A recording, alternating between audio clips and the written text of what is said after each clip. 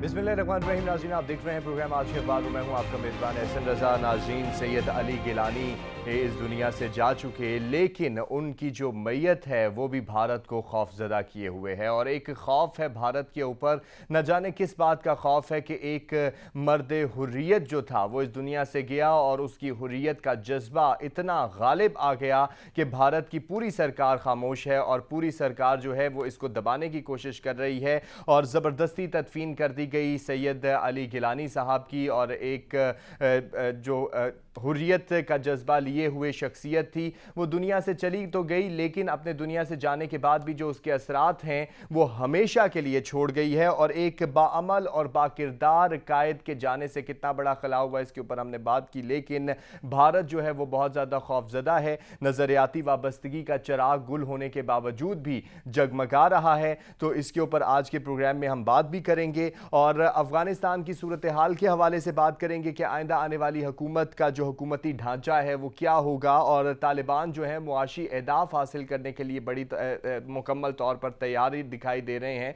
और साथ ही साथ उन्होंने कश्मीर के हवाले से भी अपनी पॉलिसी को वाज़े कर दिया है। तो भारत की तो नींदें हराम हो ही चुकी हैं। और अली गिलानी साहब का जो ख़त था तालिबान के हवाले से उसके ऊपर भी बात करेंगे। और तालिबान ने यह भी कहा कि चीन का जो वन बेल्ट वन रोड है उसकी मुकम्मल तौर पर मंसूबे की हिमायत करते हैं, और यही जो मंसूबा है और जो चीन है वो हमें माशी मंडियों तक लेके जाएगा। तो ये सूरत हाल बन रही है और तालिबान जो ताल्लुकात बना रहे हैं खित्ते के अंदर उसके ऊपर भी बात करेंगे। और पाकिस्तान के हवाले से बात करेंगे कि पाकिस्तान जो है कितनी जल्दी कर रहा है तालिबान को एक्सेप्ट करने में, या कितनी हमें जल्दबाजी के बयानात से रुकना चाहिए, किस किस्म का मोटिव हमें देना चाहिए फ़िलहाल। क्योंकि जैसे कि जो ईरान के सुप्रीम लीडर हैं उन्होंने भी कहा कि जो तालिबान के साथ ताल्लुकात हैं वो उनकी हुकूमत आने के बाद होंगे, लेकिन हमारी तरफ से शायद बयानात में कुछ ज़्यादा ही जल्दी आई, क्योंकि जिस तरह हम हमेशा रिएक्शनरी रहे हैं और फौरी रिएक्शन देते हैं। तो इसके ऊपर भी हम आज के प्रोग्राम में बात करेंगे। और मुल्की हालात के हवाले से बात करें तो नून लीग से 3 गुना ज़्यादा और सस्ती सड़कें बनाई हैं तहरीक इंसाफ ने, और ये एतराफ़ किया है इमरान खान साहब ने, वज़ीर आज़म पाकिस्तान इमरान खान साहब ने। उन्होंने कहा कि हमने इन पैसे से कोई फ्लैट भी नहीं लंदन में बनाने, और आमदन बढ़ाई जानी चाहिए, क्योंकि आमदन बढ़ाएंगे तो कर्ज़े उतार सकेंगे। लेकिन आमदन कैसे बढ़ेगी इस फार्मूले को देना चाहिए था, ये फार्मूला नहीं दिया गया। तो हम इस प्रोग्राम में इसके ऊपर भी बात करेंगे। और कौमी हुकूमत ख्वाब है और मुफाहमत के दरवाजे खुले हैं, शेख साहब कहते हैं। शहबाज शरीफ कौमी हुकूमत की बात करते हैं, मुफाहमत की बात करते हैं। और मरियम नवाज साहिबा कहती हैं मुफाहमत तो बहुत दूर की बात, इनसे बात भी नहीं हमने करनी, टेबल पे भी नहीं आना। तो क्या सूरत हाल बनती दिखाई देती है? तो ये तमाम मौज़ूआत हैं जिनके ऊपर गुफ्तगू करने के लिए जो शख्सियत हमारे साथ स्टूडियो में मौजूद है उनका तारुफ करा दूं। तो जनाब इब्राहिम बेग साहब हमारे साथ मौजूद हैं, माहिर कानून हैं, सीनियर तज्ज़ियाकार हैं और बहुत बारीक बीनी से इन तमाम मामलात को देखते हैं। तो इब्राहिम बेग साहब बहुत शुक्रिया। सबसे पहले तो बात करेंगे सैयद अली गिलानी साहब के हवाले से कि कश्मीर का एक बहुत बड़ा कश्मीर के हवाले से किरदार अदा करने वाली शख्सियत, कश्मीर के लिए जद्दोजहद आज़ादी के लिए हमेशा लड़ने वाली शख्सियत, 92 बरस तक और आखिरी दम तक 12 साल की तवील जो है नज़रबंदी, और इसके बाद भी भारत अभी भी खौफज़दा है। देखिए, बहुत बड़ा स्ट्रगलर, मैं कहता हूँ कि कश्मीर की दुनिया में इससे बड़ा स्ट्रगलर शायद ना कोई आया है, ना कोई शायद बाद में आए, मुमकिन है आए भी सही, लेकिन बड़ी स्ट्रगल है उनकी। 10-12 साल कैद इंडिया की, और उसके बाद 12 साल से नज़रबंदी, वो भी कैद से बदतर, और इस उम्र में और इतनी पॉपुलैरिटी के साथ ज़ाहिर है भारत ने खौफज़दा होना था। कश्मीरी उनके साथ हैं, कश्मीरियों के साथ जो जुल्म हो रहा है, मैं समझता हूँ कि इंडिया और पाकिस्तान के दरमियान इस झगड़े में अगर कोई कौम रगड़ी जा रही है, रगड़ी गई है, वो कश्मीरी है। और ख़ास तौर पे इंडियन कश्मीरी, इसलिए कि इंडियन कश्मीरी कभी भी इंडिया के साथ ना रहना चाहते थे, ना रहना चाहते हैं, ना रहना चाहेंगे। उनके रवैये से ये लगता है, इंडियन के यानी रियासत के रवैये से ये लगता है कि वो कश्मीरियों को ग़ुलाम बना के रखना चाहते हैं। ग़ुलामी के दौर चले गए, ग़ुलामी की शक्लें यकीनन बदल गई हैं, लेकिन ये शक्ल नहीं है जो गन पॉइंट पे ग़ुलामी जो वो रखना चाहते हैं, वैसी नहीं हो सकता। अभी आप अली गिलानी एक बड़े आदमी का नाम है, और उनका आप آپ دفنانے کا دیکھ لیں ان کو، جس رات طریقے کی سے تاریخی لاش میں اٹھا انہوں نے کے دفنایا گیا زبردستی اٹھا کے لے کے، بلکہ فوجی محاصرہ ابھی بھی کیے ہوئے ہے، اور ان کے گھر جس طریقے سے فوج اکٹھی ہوئی ہے، نہ جانے پتہ نہیں انہیں کیا ہے کہ یہاں سے کوئی بغاوت اٹھ رہی ہے۔ ریاستی جبر ہے۔ گو کہ میں ضرور یہاں پہ یہ کہوں گا کہ بہت ساری ریاستوں میں ایسا ہوتا رہا، پاکستان کی ریاست میں بھی بہت قابل مذمت ہے جو بھٹو صاحب کے ساتھ ہوا یا اکبر بھٹی کے ساتھ ہوا، لیکن مقابلہ نہیں ہو سکتا علی گیلانی کا کسی اور شخصیت کے ساتھ، اس لیے کہ اتنی لمبی قید، اتنا لمبا نظر بندی، اتنی لمبی سٹرگل، اور اپنی قوم کو آزادی دلانے کے لیے اتنی بڑی جد و جہد کا نام، اور اس کے ساتھ جو ظلم ہوا ہے وہ ظاہر ہے کہیں نہ کہیں تو اکاؤنٹ فار ہو رہا ہے اور ہوتا رہے گا۔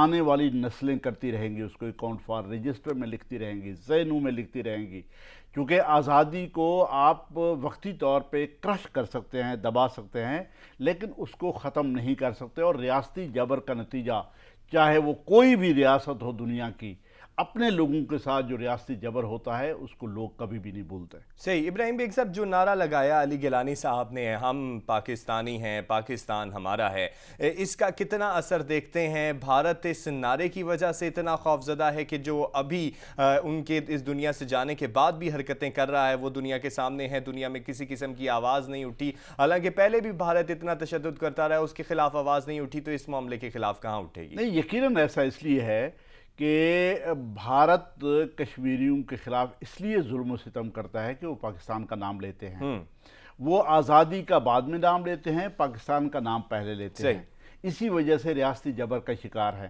اگر وہ کمپرومائز کرنا چاہیں وہاں کے کشمیری تو بہت ان کے لیے آسان ہے، ان کا بلڈ شیڈ ختم ہو جائے، وہ ان کا ظلم و ستم ختم ہو جائے اور وہ کمپرومائز کر جائیں، لیکن قومیں اس طریقے سے کمپرومائز کرتی نہیں ہیں۔ گن پوائنٹ پہ غلامی میں کبھی بھی کمپرومائز نہیں ہوتے، کمپرومائز 1 2 5 7 شخصیات کر سکتی ہیں، لیکن قومیں ایز اے ہول نہیں کرتی۔ آپ فلسطین کا مسئلہ دیکھ لیں، آج دن تک کمپرومائز نہیں کیا، نسل در نسل وہ تباہی و بربادی یقیناً جو دنیا کی نظر میں ہے وہ ہو رہی ہے، لیکن انہوں نے کمپرومائز نہیں کیا۔ یا کسی بھی اور قوم کو آپ دیکھ لیں، لوگ اس طریقے سے اجتماعی جو مائنڈ سیٹ ہوتا ہے وہ غلامی کو کبھی بھی قبول نہیں کرتا۔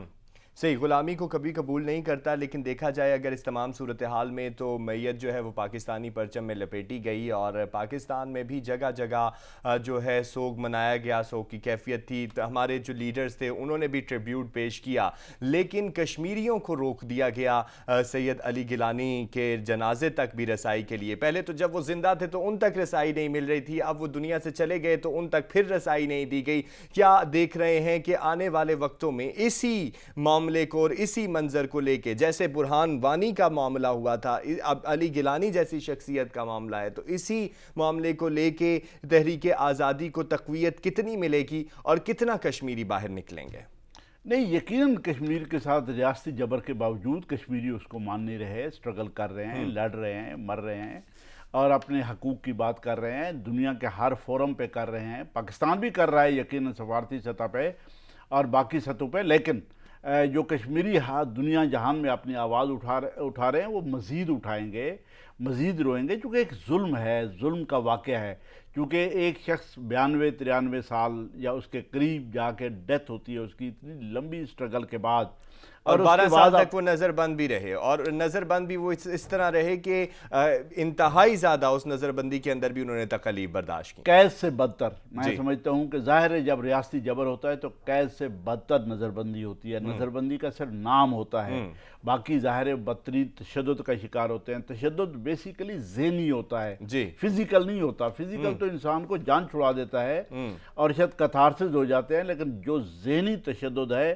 وہ انسان کو کرپل کر دیتا ہے، اور انہیں ذہنی تشدد کا شکار رہے، نظر بند رہے، قید رہے، ظلم ان کے ساتھ ہوتا رہا، اس کے مرنے کے بعد بھی ان کی تدفین اس طریقے سے وہاں کا کلچر جو مسلم کلچر ہے، جو کشمیر کا ہے، اس کے مطابق نہیں ہو سکی۔ حالانکہ وہ چاہتے یہی تھے کہ شہداء قبرستان میں انہیں دفنایا جائے، وہاں پہ بھی دفنانے نہیں ہوا، اور جو مناظر ہم نے دیکھے کہ بالکل ایسے وہ دفنانے کی کوشش کر رہے ہیں جیسے منظر عام سے ہی ایک شخصیت کو غائب کر دیا جائے۔ ظلم ہے نا، میں کہتا ہوں یہی ریاستی جبر ہے، یہی ریاستی ظلم ہے۔ لوگ دنیا جہان کا ظلم بھول سکتے ہیں، لیکن اپنے کا ظلم، جو ریاستی جبر اپنی ریاست جو ظلم اور جبر کر رہی ہوتی ہے، اس کو کبھی بھی اس لیے نہیں بھولتے کہ अपना उनको मार रहा होता है। ये इसलिए रियासती जबर दुनिया जहान में कहीं पे भी हो, इंडिया में कश्मीर में तो बेपनाह है, बहुत ज़्यादा है। मैं कहता हूँ दुनिया जहान के किसी भी खिते में रियासती जबर हो, उसको रियासतों को रिव्यू करना चाहिए, सोचना चाहिए, विड्रॉ करना चाहिए। सही, रियासतों को रिव्यू करने की भी ज़रूरत है और दुनिया को भी देखने की ज़रूरत है कि इस तरह के रियासती जबर से क्या असरात मुरतब होंगे। एक बहुत ही बाअमल और बाकिरदार शख्सियत का इस दुनिया से जाना, और उसके बाद जो पहले तो रवैया उसके साथ ख़तरनाक था ही था और मुतशद्दिदाना था ही था, उसके बाद भी वही रवैया रवा रखना जुल्म की एक बहुत बड़ी मिसाल है। वापस आएंगे और तालिबान के हवाले से और तालिबान के आइंदा आने वाली स्ट्रेटजी और हुकूमत के हवाले से बात करेंगे। हमारे साथ रहिए।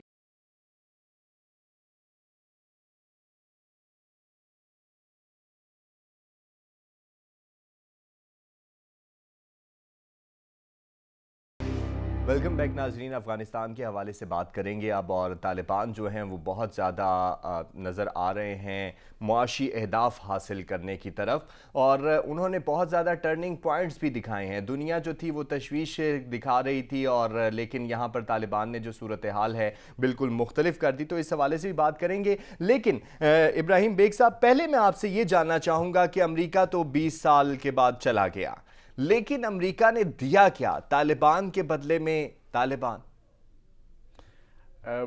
देखिए, मुझे 1-1.5 मिनट आप अपने सामीन के लिए देंगे, मैं आपको बैकग्राउंड जो पॉलिटिकल वर्ल्ड है उसकी एक्सप्लॉयटेशन का बैकग्राउंड बता दूं। ये दुनिया जहान को जो आज़ादियाँ मिली हैं, ये आज़ादी की तहरीक के नतीजे में नहीं मिली। सही। ये वर्ल्ड वार 2 के नतीजे में मिली। सही। यानी स्ट्रेटेजिक आज़ादियाँ हैं, जंगी आज़ादियाँ हैं, और उनके जंगी अहदाफ रखे गए। वर्ल्ड वार किसी ने नहीं जीती सिवाय अमेरिका के। सही। तमाम फोर्सेस हार गई, तमाम ममालिक हार गए, अमेरिका को बहुत कम नुकसान हुआ, सिर्फ एक हमला हुआ हार्बर वाला, और वो बड़ी दूर बैठ के उसने जंग भी जीत ली और दुनिया की बड़ी पावर भी बन गया। तो इसका मतलब ये हुआ कि जंगी आदाफ जो अमेरिका ने प्लान किए थे दुनिया जहान की महकूम लोगों को आज़ादी के लिए, सो कॉल्ड आज़ादियों के लिए, वो आज दिन तक चल रहे हैं, एक अपनी जगह पे कायम है, कायम उदायम है। और अमेरिका बादशाह वही कर रहा है जो उसने प्लान आउट किया था उस वक्त सेकंड वर्ल्ड वार के बाद। 1 सेकंड, फिर कोल्ड वार थी। सोवियत यूनियन था जो नेशन स्टेट्स को सपोर्ट करता था, जो मजलूमों को सपोर्ट करता था, महकूमों को सपोर्ट करता था, हर जगह पे पहुंचा था। ख़ास तौर पे अरब वर्ल्ड और मुस्लिम ममालिक को अगर आप देखें, तमाम नेशन स्टेट्स को सपोर्ट करने वाला सोवियत यूनियन था। इसलिए कि अमेरिका ने वहाँ पे इजराइल को प्लांट कर दिया, वो इजराइल को फैलाना चाहता था, डोमिनेट कराना चाह रहा था, और अरब उसको मान नहीं रहे थे। अरबों की सपोर्ट, चूँकि नेशन स्टेट्स थी, नेशनलिस्ट थे, बड़े लीडर्स थे, उनको सपोर्ट सिर्फ सोवियत यूनियन करता था। सोवियत यूनियन 70s के एंड पे आके कोलैप्स कर गया, जिसको मुसलमानों ने बदकिस्मती से अपने पांव तले रौंद के उस कुव्वत को कोलैप्स किया अमेरिका की मदद से। दूसरा बड़ा नुकसान, यानी मजलूमों और महकूमों की सपोर्ट के लिए दुनिया में कोई ताकत नहीं रही, ये दूसरा बड़ा जुल्म हुआ। तीसरा एहसन साहब ये हुआ कि अब अकेली ताकत अमेरिका रह गई। अकेली ताकत को कायम व दायम रखने के लिए जो जुल्म सितम दुनिया जहान में रवा रखे जा रहे हैं या रखने पड़ेंगे, वो उससे भी ज्यादा है। यानी पहले जो अहदाफ हैं, जो लोगों के साथ जुल्म हो रहा था, एक्सप्लॉयटेशन हो रही थी, ब्लड शेड हो रहा था, उससे भी बढ़ के आप अकेली ताकत बन गए। आप इसको मेंटेन करना है, क्योंकि नेचुरली इसको मेंटेन नहीं किया जा सकता, तो अननेचुरली आपको इसको मेंटेन करना पड़ेगा। तो दुनिया में बेपनाह जुल्म आपको करने पड़ेंगे, जंगें करनी पड़ेंगी, खून बहाना पड़ेगा, लोगों का माल लूटना पड़ेगा, अपने लोगों को जाके वो सारा माल देना पड़ेगा जो आपके बच्चों का है, मेरे बच्चों का है। ये अमेरिका का ओवरऑल प्लान। और फोर्थ, अमेरिका ने बहुत पहले तय कर लिया था कि बहुत ही सस्ता वेपन दुनिया जहान में जो चलने वाला है, मिलने वाला है, वो है मजहब। चाहे वो एक्सप्लॉइट कर, चाहे वो इजराइल की रियासत हो और या चाहे वो मुस्लिम उम्मा हो, मुस्लिम उम्मा को इस्तेमाल करके सोवियत यूनियन हो, चाहे बीजेपी बनानी हो, چاہے سکھوں کی موومنٹ ہو، چاہے بدھوں کی موومنٹ ہو، آپ دنیا جہان کی کوئی مذہبی موومنٹ دیکھ لیں، اس کے پیچھے آپ کو CIA اور امریکہ کے علاوہ کوئی ملک نہیں ملے گا، چونکہ نہ سوویت یونین نے یہ کوشش کی کہ مذہب کو استعمال کیا جائے، اور نہ چائنا نے کبھی کوشش کی، نہ کسی اور ملک نے یہ کوشش کی. یہ صرف امریکن ٹول ہے جو دنیا جہان میں استعمال ہو رہا ہے. ابھی آپ کو سمجھنے میں آسانی ہوگی کہ افغانستان میں مذہبی ٹول کیوں استعمال ہو رہا ہے. کیونکہ 20 سال پہلے بھی مذہبی ٹول تھا، آج بھی وہاں پہ مذہبی ٹول ہے. دنیا جہان کے جہادی وہاں پہ اکٹھے ہیں، ایک ساتھ ہیں، دنیا جہان ان سے ڈری ہوئی ہے، اور اس کو استعمال کرنے والا، ایکسپلائٹ کرنے والا صرف امریکہ ہے، خود ہے.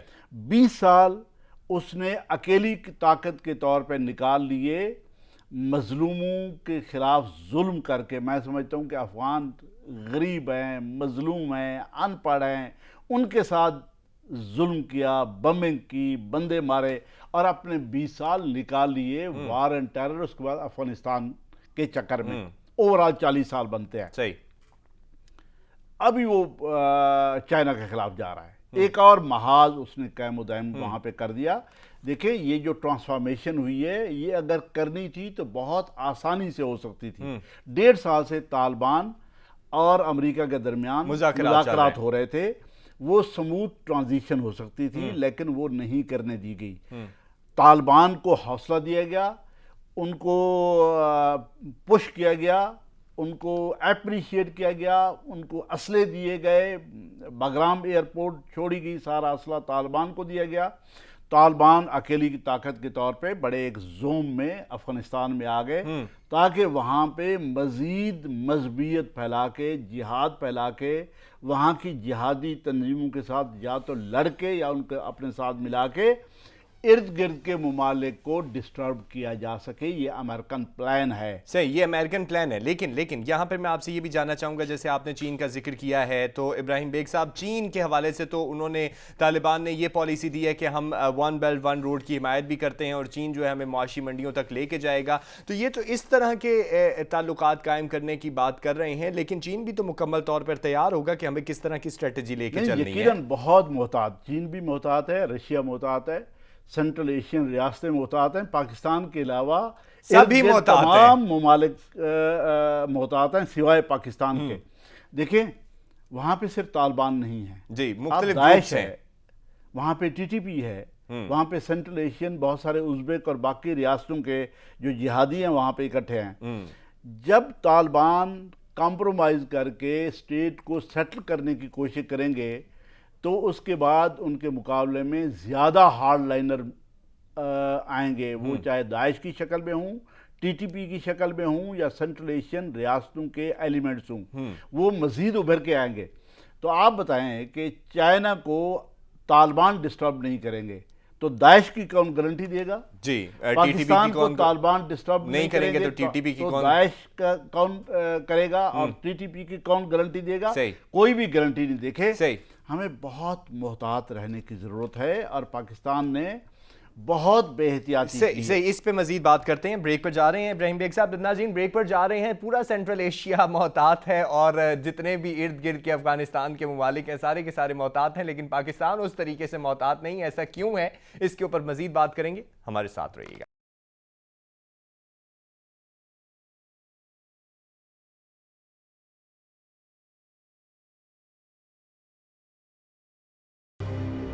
ویلکم بیک جی. طالبان کے حوالے سے بات ہو رہی ہے، آنے والی حکومت کے حوالے سے بات ہو رہی ہے. تو پورا سینٹرل ایشیا جو ہے وہ تو متفکر ہے، اور اگر آپ ایران کے سپریم لیڈر کے بیانات دیکھیں تو انہوں نے کہا کہ آنے والی حکومت کے اوپر ڈیپینڈ کرتا ہے کہ ہم کس طرح کے تعلقات رکھیں گے. چین کے حوالے سے دیکھیں، روس کے حوالے سے دیکھیں، لیکن پاکستان اتنا محتاط نہیں نظر آیا. تو کیوں نہیں نظر آیا ابراہیم بیگ صاحب؟ یہ صورتحال رہی، حالانکہ پاکستان کو بہت زیادہ محتاط طریقے سے بیانات بھی دینے چاہیے، اور جس طریقے کے ہم نے بیانات دیے اس کا امپیکٹ یہ نظر آیا کہ دنیا یہ سمجھتی ہے کہ ہم وہاں پہ موجود رہے.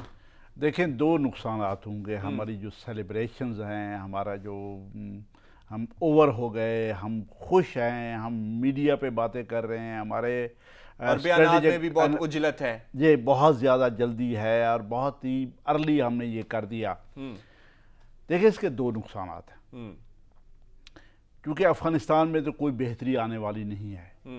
وہاں پہ امریکہ بادشاہ اور اس کے الائڈ نے جہادیوں کا ایک میلہ لگا دیا ہے جس کا الٹیمیٹلی ارد گرد کے ملکوں کو نقصان ہوگا. اس میں پاکستان اللہ نہ کرے سب سے زیادہ شاید نقصان اٹھانے والے میں سے ہو الٹیمیٹلی.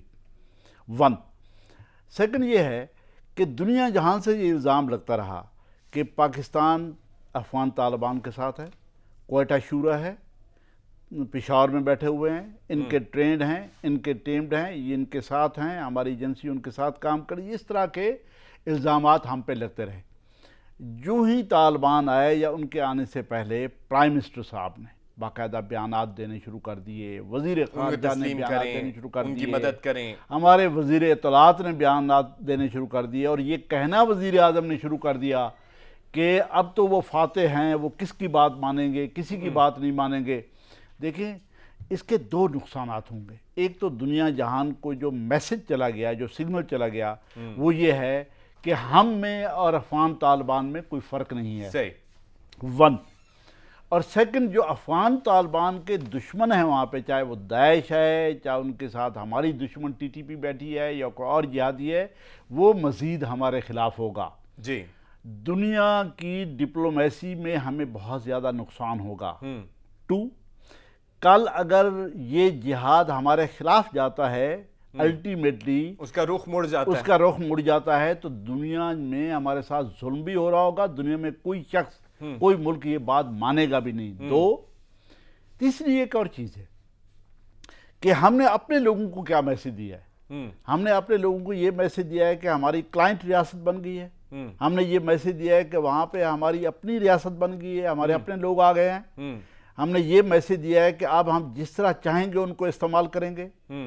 کل اگر اس کا ریبٹل ہو جاتا ہے، جس کے ہونے کے چانسز زیادہ ہیں، صحیح، اس لیے کہ بیانات آنا شروع ہو گئے ہماری باڑھ کے خلاف، ہمارے لوگوں کے خلاف، کہیں ایسا نہ ہو. دیکھیں مجھے خوف آتا ہے. پھر آپ اپنے لوگوں کو جواب کیا دیں گے؟ پھر آپ جواب دینے کے قابل نہیں ہوں گے، یہ بتانے کے قابل نہیں ہوں گے. کیوں؟ کیونکہ ہم نے بیلنس قائم نہیں کیا وہاں پہ. کیونکہ اگر دیکھا جائے تو مکمل طور پہ ہم نا انسٹنٹ ریاکشنز دیتے ہیں، اور وہ انسٹنٹ ریاکشنز میں ایسے ریاکشنز ہو جاتے ہیں جن کے بارے میں ہم نے کبھی سوچا ہی نہیں ہوتا کہ ان کے نتائج کیا نکلیں گے. بغیر سوچے سمجھے ہم بیانات دیتے ہیں، اور ہائیسٹ فورم سے دیتے ہیں. پی ایم دے رہا ہے، وزیر اطلاعات دے رہا ہے، کوئی اور وزیر دے رہا ہے، بڑے بڑے لوگ جو ہمارے ٹی وی چینلز پہ جن کا بڑا نام ہے، بڑے عہدے رہے، وہ جب بیانات دینا اور خوش ہونا شروع ہو جائیں تو اس کے بعد دنیا جہان اور اپنا بندہ کیا ریڈ آؤٹ. دیکھیں مجھے تو احسن صاحب یہ لگتا ہے کہ اللہ نہ کرے کل تک ہم افغانستان کو اسٹریٹجک ڈیپتھ کے طور پہ دیکھ رہے تھے، کہیں ایسا نہ ہو کچھ عرصے بعد افغانستان کے طالبان اور ریاست پاکستان کو اسٹریٹجک ڈیپتھ کے طور پہ دیکھنا شروع کریں. صحیح. یعنی اللہ نہ کرے اس طرح کی سچویشن بنے، اور آنے والے وقتوں میں ہمیں بہت زیادہ محتاط ہو کر چلنا پڑے گا، اور محتاط ہو کر تمام اس گیم پلان کو دیکھنا بھی پڑے گا. اجلت جو ہے ہمیشہ اچھی نہیں رہی، زندگی کسی معاملے میں اچھی نہیں رہی، تو یہاں پہ کیسے اچھی رہ سکتی ہے. ایک ملکی حالات کی بات بھی بات کریں گے. عمران خان صاحب کے بیان کو جو کل انہوں نے دیا کہ نون لیگ سے 3 گنا زیادہ سڑکیں بنائیں، سستی سڑکیں بنائیں، فلیٹ نہیں بنائیں گے، آمدن بڑھانی چاہیے. آمدن بڑھانے کا انہوں نے فارمولہ نہیں دیا، حالانکہ ملک میں جو مہنگائی جس رفتار سے جا رہی ہے اس رفتار کے اوپر تو وہ کہتے ہیں اب استحکام آنا چاہیے. آمدن بڑھانے کا فارمولہ دیتے تو کیا زیادہ بہتر نہ ہوتا؟ دیکھیں ہماری ایکسپورٹ اس طریقے سے نہیں بڑھ رہی جو پچھلی حکومتوں میں بڑھ رہی تھی. دیکھیں ہم پروڈیوس وہ نہیں کر رہے جو پچھلی حکومتوں میں کر رہے تھے. پیداواری عمل تقریباً رکا ہوا ہے اور کم ہوا ہے، کوئی بڑھا نہیں ہے. اور کوئی ایسی چیز نہیں ہے جو دنیا کو ہم بیچ رہے ہوں اور وہاں سے ہمیں مال آ رہا ہو. ڈالر بڑھتا جا رہا ہے، اسی طرح 170 کے قریب پہنچ گیا ہے. اس گورنمنٹ کے ہوتے ہوئے کم ہونے کی بجائے بہت زیادہ بڑی رفتار کے ساتھ. آپ مجھے بتائیں کہ مہنگائی کیسے کنٹرول ہوگی؟ جی کون کنٹرول کرے گا؟ جب تک آمدن بڑھانے کے ذریعے نہیں بتائے نا انہوں نے. یہی بات ہے نا کہ آپ پیرامیٹر تو بتائیں نا کہ یہ پیرامیٹرز ہیں آمدنی بڑھانے کے. ہم نے تنخواہیں بڑھا دی، ہمارا ایکسپورٹ بہت زیادہ بڑھ گیا، ہم نے دنیا جہان سے ہمارے ریزرو میں پیسے آنا شروع ہو گئے، ہمیں کو مفت میں مال ملنا شروع ہو گیا. मुफ्त में कोई तेल मिलना, मतलब कौन सी ऐसी चीज़ हो गई है, मुल्क से कोई ऐसी चीज़ें हो गई हैं यहाँ से तेल और गैस के यकदम ज़खायर से आमदनी, क्या हुआ क्या है जिसकी वजह से हमारी आमदनी बढ़ गई हो और हमारा इंसान ऐसा कुछ भी नहीं हुआ। और लेकिन 3 साल कारकर्दगी रिपोर्ट तो दी गई और बड़ी मुस्बत करके दी गई, लेकिन कोशिश ये करनी चाहिए कि जहां आमदन बढ़ाने की बात की जाए वहां आमदन बढ़ाने के फार्मूला भी दिया जाए, और तभी पाकिस्तान तरक्की कर सकता है अगर सीरियस नोयत के इकदाम किए जाएं। पाकिस्तान जिंदाबाद। अल्लाह हाफ़िज़।